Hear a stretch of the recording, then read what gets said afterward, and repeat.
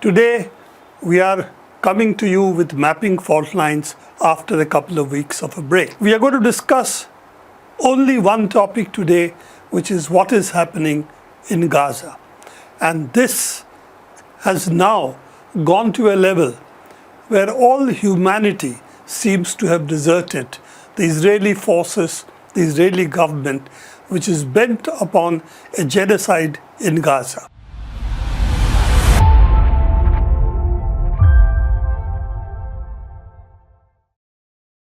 Let's have a look at the Gaza map itself before we go into some human details about it. Gaza, as you know, is an area which borders ocean, and it has Israel on this side. It has Egypt on this side. About 2 to 2.1 million people. Before the war started, with the genocide that is happening there, not my words, the words which now increasingly the global community, including those who protect Israel, have started using about what's happening in Gaza. Before the genocide started, now almost 600 days that have passed the start of the genocidal violence that was unleashed on Gaza, the population of Gaza was about 2 to 2.1 million people. 52,000 have been killed officially. The actual numbers could be anything up to 150, even larger, because what we have not recorded is infants who have died because of disease, because of starvation, a combination of the war and its consequences. And of course, those who have been injured have also succumbed later. So these figures, 52,000 is really the lower bound of the total numbers of people killed in Gaza. Over a period of time, particularly after the withdrawal of the ceasefire, you remember there was a first phase of the ceasefire in which prisoner exchanges took place. Prisoners that Hamas had taken during the start of the war were released. Some of them were released, and some of the Palestinians in Gaza prisons, in Israeli prisons, were also released. Post the breakdown of the ceasefire, because there was supposed to be a second phase, which never took place, we have seen continuous attacks on Gaza. And now Israel, after having pushed the people of Gaza up to the Decimate corridor, now wants to evacuate this part of Gaza and confine all the 2 to 2.1 million people into Rafah. That means convert Rafah not into an open-air prison, but really a prison of rubble, dying, and the dead. This is the intention. This is one of the most densely populated areas in the world, except when you take urban areas, because it has been, as we know, has been an open-air prison. So this is what at the moment we are foreseeing. The Israeli forces are very clear. They think, as some of their spokespersons have been saying on television, Palestinians don't deserve to live. They're like cockroaches. They need to be killed. Killing Palestinians is just, because that's what our religious texts also say. Now, I'm not getting into this debate at all, because yes, we can accept that any society has people who are like this, who are crazy, who are genocidal. But the question is, this is not any people. It's not a small minority. It is not an outlier population. It's a mainstream of Israeli politics, which is saying this day in and day out. And this is what we are hearing, even on Israeli television, as anchors themselves continuously say this on television. We have come to a point where even army generals have started saying, ex-army generals have started saying, this is genocide. Israel is becoming a pariah state. I don't like the word pariah for obvious reasons in India, but that's, I'm quoting. So I'm going to leave the statement as is. It's a state which today takes joy in killing babies. Now, this is again said by an opposition party leader in Israel the party supported the war for a long period, Yair Golan. I don't know whether I'm pronouncing his name right or it is Yair Julan. But his statement is also important because he's an ex-army commander-in-chief of the Israeli army. So this is the kind of statements now starting to emerge. And recently, Canada, France, United Kingdom jointly gave an ultimatum to Israel that they need to stop the genocide. They've started to agree that this is really genocide, which is what the United Nations has been saying for some time, which is various other judicial bodies have been saying, and of course, a number of countries, political forces have said. Unfortunately, some are still not willing to say that this is genocide and we need to do something about it. This is happening in open, it's broad daylight, it's available, the photos of what's happening are available, details are being provided not only by the few people who are left in Gaza who are still able to cover or send pictures of what's happening, but also by the Israeli army soldiers who have taken pictures, uploading it, saying, hey, this is what we are doing. So this is something, this is a genocide which is being televised virtually in real time. And the fact that almost after 600 days, this is still continuing, so-called negotiations taking place, so-called intervention by various powers, but still the genocide continues. The only last point I'd like to make, that this genocide could not be sustained without support from Western powers, particularly the United States, who are now saying, yes, they support a ceasefire, but they're still continuing with tacit support of Israel by giving it arms, giving it ammunition, and also giving it international cover. If it comes to the Security Council, vetoes would still be exercised by European powers and by the United States. So this is a genocide which is possible only with the complicity of the West. The West, which thinks that they are the arbiters of the civilized world, in their words, not mine. The point is, this genocide points not only to their complicity with what's happening today, but their own genocidal past. It's only possible because these are countries which have basically been involved in what would be called genocidal violence against the people of the Americas, other parts of the world, Australia, for example, Africa. The genocidal violence combined with slavery, colonialism, the colonial loot of, for instance, India and China.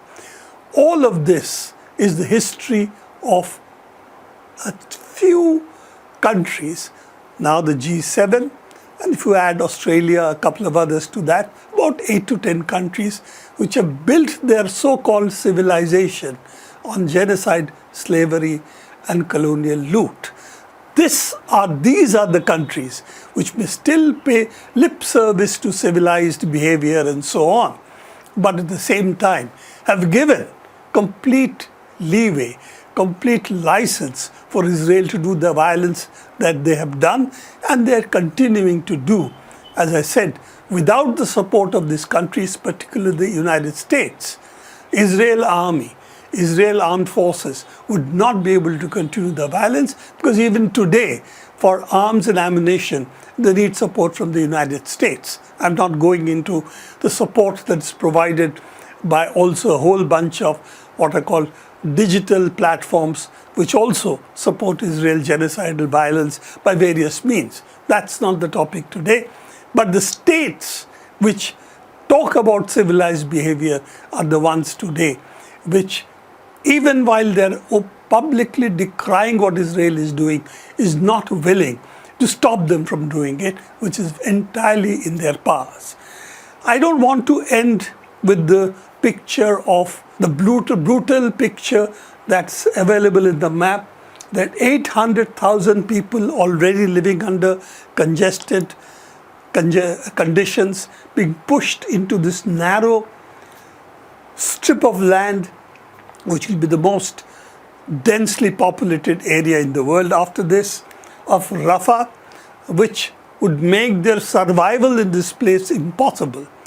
And that is why the picture that we are seeing is a picture of genocide in progress, not only in progress, but racing towards an end, which is the annihilation of the entire community of Palestinians in Gaza. So this is the brutal picture that is in front of us.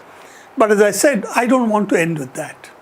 I want to also tell you how people are facing up to it even under such conditions, and how their humanity still remains.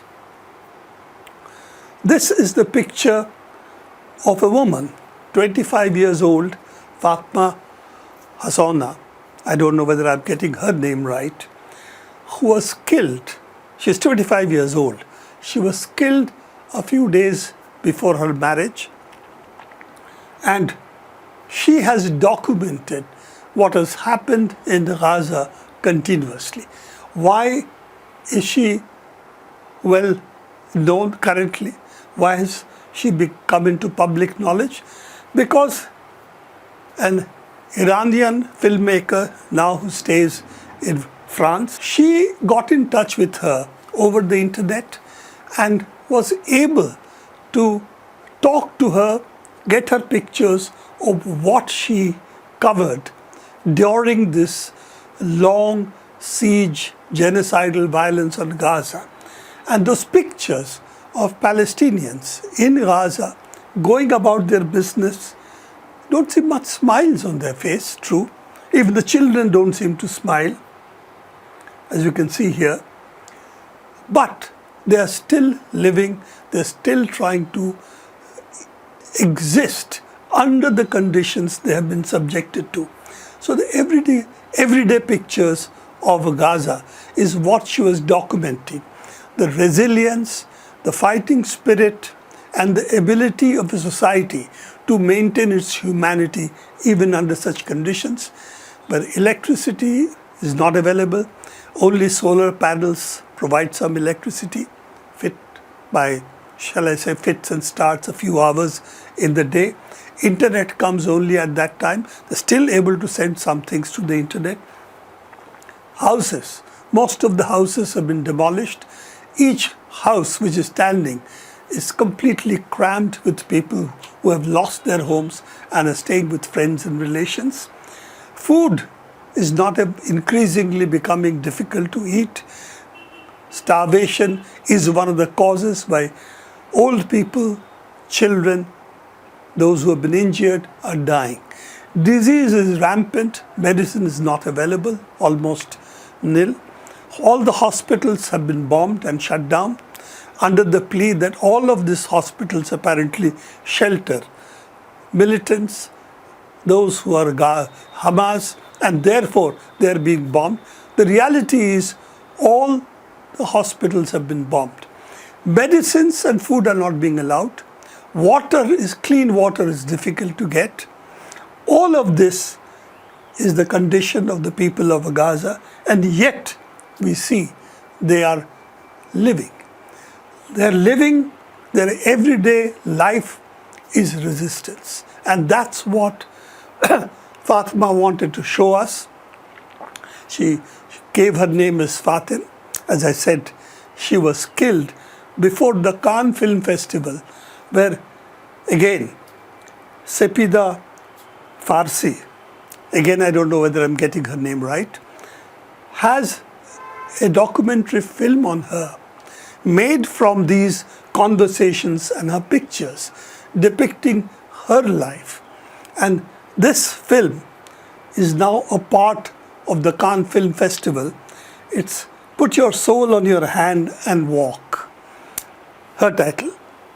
This is now in the Cannes Film Festival, and this is how we have come to know about her, because the film festival making such a film available to all of us in some sense, or know about it, is certainly a, what shall I say, an event which will resonate throughout the world, because it's a young woman, 25 years old, smiling in spite of adversity. Her camera is her answer to what is happening. And this is something we have to also treasure, that under conditions of adversity, how can we stay human and cover the inhumanity so that future generations will remember what's happening, and hopefully the conscience of the world is going to be roused. Yes, it will be roused. Yes, this will go down in history as one of our darkest chapters, but how many of the Gaza's people will survive? How will its children survive? That is the question before us. And more importantly, what is it that we are doing in order to prevent this catastrophe from happening? I'll end with this, leave these thoughts with you and her picture in her mind, so that when you think about Gaza, you think not only of the devastation, but also the resistance in various forms. In her case, with a camera. And I'll only quote a filmmaker's discussion that camera is a very powerful weapon. It can shoot 25 frames a second. But another filmmaker commented, yes, but it doesn't even kill a bird. Now, I'm not going to get into this debate, what is the role of the camera, but these pictures in front of us tell us that each of us has to give voice against what's happening in Palestine, and add our weight, whatever minuscule each of us may be, to a continuing struggle of the Palestinian people for their rights and against what we're seeing is the genocide in Gaza and perhaps the impending genocide in the West Bank. I'll end here. Do tune into NewsClick for seeing more of our shows, our videos, and our articles that we publish, still under conditions which all of you know are difficult for us. Thank you very much. Do join us for future fault lines as well as for other programs.